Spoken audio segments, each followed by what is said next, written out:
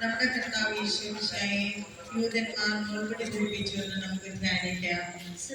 ഞങ്ങളുടെ പിതാവേ, അങ്ങയുടെ നാമം പൂജിതമാകണമേ, അങ്ങയുടെ രാജ്യം വരയണമേ, അങ്ങയുടെ തിരുമനസ്സ് സ്വർഗ്ഗത്തിലെ പോലെ ഭൂമിയിലുമാകണമേ.